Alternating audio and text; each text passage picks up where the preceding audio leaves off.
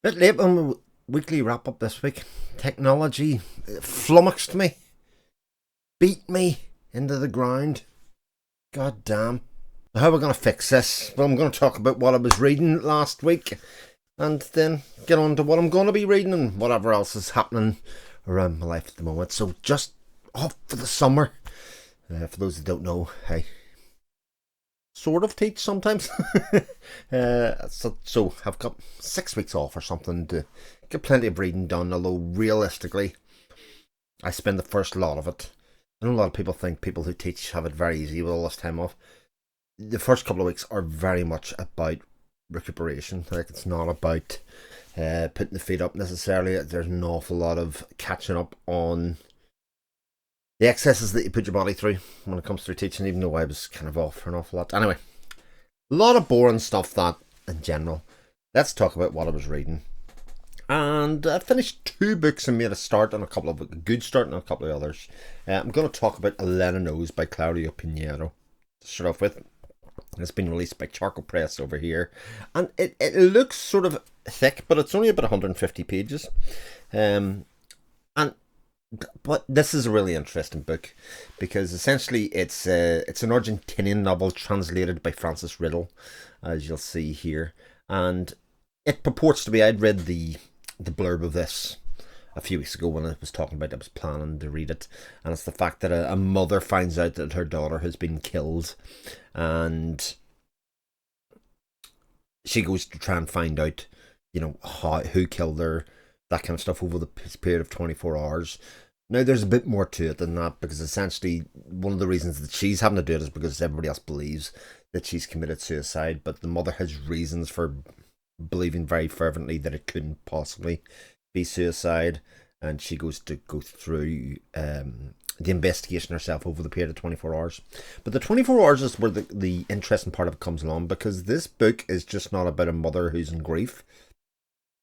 This book tells the story of a mother, Elena, who suffers from Parkinson's, and not Parkinson's the way that popular theory would have it in the most common form, which is the shakes, and that form, because Elena suffers from Parkinson's in such a debilitating way that it causes her muscles to stop moving and freeze, and she needs to take regular medication to help lubricate her muscles in some way. It's so much so that in some aspects she can't lift her head above a certain point, so she spends her life looking at people's midriff sections and not seeing the world for what it is. And so we see an awful lot of how she experiences the world, not only in terms of her illness and her sickness, but also through the vise of grief and people coming up and meeting her and feeling sorry for her grief and trying to sympathise with her grief rather than actually the person themselves, and the sort of, the dehumanizing effect of that on her, but also on everything else that happens to her, and in return, how that changes and makes her, how she perceives the world and people around it, and relationships. And the whole thing kind of sets off in that go round. And the book is broke into chapters, and the chapters contain part of her medication cycles. So every couple of hours she needs to take new medication so that she can keep moving, essentially. And so we get this stop start nature of her planning and how you plan around being somebody with essentially a disability, but in this case is very much as a result of a health condition, and the people that come to influence that in some way.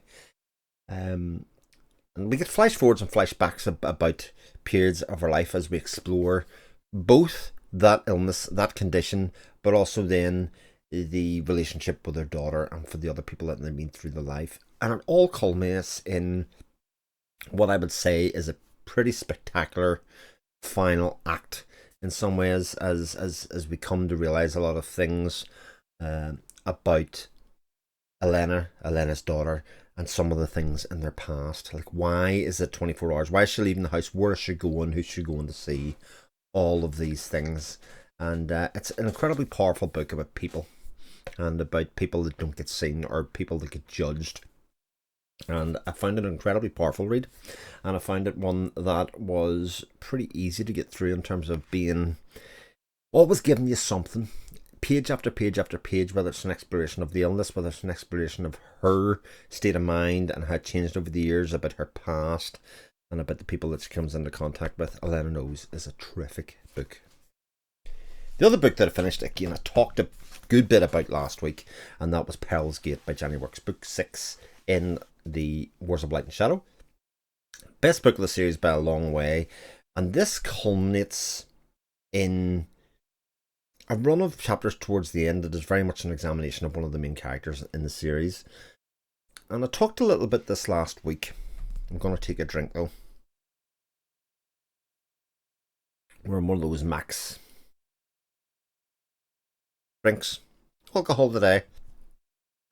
Like I say, recuperation is the order of the day, or the way it is. But yes, so I talked a little bit this last week insofar as Janny's writings is what many people would consider to be elevated prose. And so much is that I could open this on any page and read you out a paragraph, and it'll invariably be written beautifully.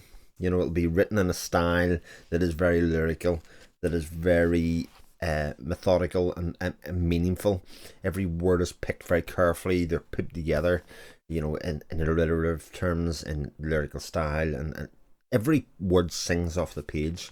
And it's at moments like the end of this book that you really get the payoff of that, when you've got heightened emotional states, when you have lots of different forces and things acting on a character, that you really get a sense of why this is such a great way to write and why it's so wonderful. It reads slowly for sure, but you just bathe yourself in it. By the stage that I'm at now, we are reading this quite slowly as part of a group read, and it's much for the better. Even for a book that's 800 pages long, which is long, we break it up into chunks of about 100 and 150 at a time, and it's such wonderful stuff to delve into, especially for how much happens within this world. It's not one of those things that's 800 pages long and you go, oh, nothing's happened for 200 pages. That's just not the case in these books at all. It's an absolute tour de force of story writing. I can't wait to keep on going and continue on with the series, which I'll be starting very soon. So what else have I been reading as I've been going along? So I've made a start on a couple of books, and as you've probably seen over the past lot of weeks, some of the stuff's been a bit heavy emotionally. It's been heavy content wise, so I thought I'd break it up. I'm reading The Secret Life of Insects by Bernardo Esquinca, translated by James D. Jenkins. This is released by Dead Ink Books here in the UK, and this is a set of horror short stories, and getting about halfway through it at the moment. These are incredibly enjoyable, and one of the things that I really like about it is they are really germs of ideas through it. They don't really outstay their welcome. For this, all the stories that I've read so far, most have been a couple of pages long, so you literally only get that idea at the start and then it steps back. One of the stories has been a bit longer. It earned its length. Story of a failed, or a struggling writer, should I say, rather than failed, because he does sell books, and about him trying to set up a future for him and his wife, and somebody offers to give them some help. An old man, some might be. So some of them are explorations into the weird and the macabre. Some of them are just into weird utterances and things that happen to them. Somebody's triggered by a noise and they time jump, for instance. And as I say, each of them just gives enough of a kernel of an idea to show forward and kind of give you a thought, and you can read it very quickly. It means this reads very, very, fluidly. But what it also has inside it is this artwork, again, quite macabre in senses. You get imprinted on the page itself, and they don't happen for every story, but sort of every other story is where they come from. So where I'm going, it's always night. There's another one. Sometimes it's quite hard to make out what it is, but you can see the kind of skull effect on there. And always sort of gives a visual key point. I have to say, I've enjoyed every single one of the stories so far. And so I'm looking forward to finishing that in the next couple of days. Although, I have to say, I'm not in any rush to do it because obviously they're nice to throw in and to break up. But what is very different is book one in a new series by A.R. Witham. It's The Crimes of Rooker Flynn. Now, for those that have been long-term viewers of mine, you'll realise that A.R. Witham has written the book that I've reviewed previously on the channel, which was The Legend of Blackjack, which told the story of a young boy called Jack who is dealing with the loss of his father at the start, after events that happened at the start of the book, essentially.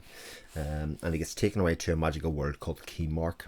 And Keymark is a place that harkens back to old adventure books before. So if you think of like a world like Uncharted, the video game, you think of Romance in the Stone, you think of the Goonies, you think of all of those kind of worlds that aren't totally just fantasy. They sort of live in that other space in between, in like adventure stories, Robert Louis Stevenson, Treasure Island, all of that kind of stuff from when I was a young man. And Rooker Flynn is a character of Captain Rooker Flynn, is a pirate captain within that, and he the book explores his crimes. I mean, he's a pirate, but it also deals with some bigger themes. From the very start of the book, the prologue, it kind of talks about this group of young people who were abused by an older character, not sexually abused, but kind of downtrodden and made to suffer and poor, the poverty, all of that kind of stuff. And this book does some similar things, all in the guise of having like a very boy's own tale to it, that adventure feel. There's spiders in this story, there are, evil people of evil, places of weird and wonderful thing, and it's very much a great alternative to this kind of heavy stuff that I've been reading. I've read about 100 odd pages of it in a day. I'm going to fly through the rest, so it's very easy to read, but it has good literary content. It is well written. It just harkens back to a type of book that I don't see on the shelves anymore, especially written with, I mean, you could say it's a young adult book, but it's sort of written for me, somebody who used to read those books when they were younger and now can resolve to read something that's just plain fun and adventure. And, that cover's just bloody brilliant, isn't it? Just can't just be me. I love his covers. Great stuff. And the last thing that I'll probably read this week is one that I've been sort of reading on and off all year that I'm finally going to put to bed, and that is Anna Karenina by Leo Tolstoy. And I started this early on this year. I have about 200 pages left to go of it. I'll knock the 200 pages out this week. I kind of do it in fits and starts. I'll read like a couple of 100 pages together, kind of sit in it and think about it. This is a book that I'm absolutely loving the read of. It kind of falls in that thing. I've wanted to read a couple more classics, and I especially wanted to read classics that fell outside things that I would normally read. I talked about like Treasure Island and Frankenstein I've read earlier in this year, while sort of being classics of a sort, they sort of fall much more easily into books that I would normally have read. And this isn't. This is very much a exploration of Russia as a place before the revolution, and also of a romance. But really what it is, rather than being simplistic and say, God, it's a romance between characters, multiple romances, it's exploration of people and the motivations of people. And for some people around that time in Russia, romance and the drive to get married and settle down and make a name for yourself that way was very much part of it. But also within the characters here, you've people that change from one part to the other one. It's a very long book. It maybe doesn't come across, but the type's very small in this, etc. As well, and you get people whose motivations change as they age, as they start to see people around them. I've heard some people say that they found certain parts of this boring. I found none of it boring. The exploration into farming, the exploration into serfdom, and especially in a Penguin's Classics book like this, where it's filled full of footnotes and appendices at the back, exploring what those words mean, or what politically what it meant or otherwise, has just given it another level altogether in terms of understanding both the world of that time, but also the people and the motivations of the people that are around there. I'm going to try and finish that this week and put a a dot on that as a great read this year, and will almost certainly rank in my favourite reads of the year when we get to it. So that's my sort of reading plans. I've got other stuff that I've got going on in the background. I did talk about last week that I'd started Children Ruin, but it'll take a month to do that by the time we break that up in terms of, bits. I'm not loving it, I'm enjoying it so far, I think it's fair to say. And over the next kind of couple of weeks, I'll just squeeze in our first reading of 1984 that I'm going to do for a group discussion over the next month as well. And I might even try and squeeze in Julia, which looks at the female character from 1984 and her motivations as well, so that I can kind of bring that perspective to the discussion as well, because I've seen a couple of film versions of 1984 dramatizations or otherwise, and I'm keen to put the literary scent on that, but I'm a bit afraid that, it's going to hit a bit close to home. Other than that, what have you been watching? Just finished off Dark Matter. Thought it was quite good. I hear the ending has changed a little bit from the book, and I thought I was going to hate the ending, but I didn't. I thought that it stuck it quite well.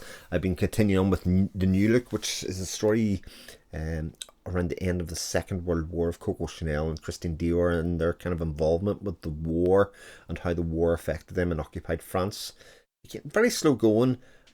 It's not the kind of thing you'd binge, but I'm throwing on an episode here and there, and sort of enjoying exploring that world. It's got Juliette Binoche, it's got Ben Mendelsohn in it, very great actors and cast, and a couple of the episodes are even directed by Julia Ducournau, who is one of my favourite directors at the moment anyway. Not that these episodes are very much like her films, so to speak, but her visual eye and filmmaking technique is something that I really enjoy. Music wise, I'm listening to a bit of John Lennon. The Mind Games box set's coming out soon. The re-release of the Mind Games album's coming out soon. I've been listening to Plastigono Band. So that's what I've been reading, watching, whatever. What have you been up to? Yeah, any thoughts on what's coming up or otherwise, let me know. Otherwise, I'll see you next week. Take care. All the best. Bye.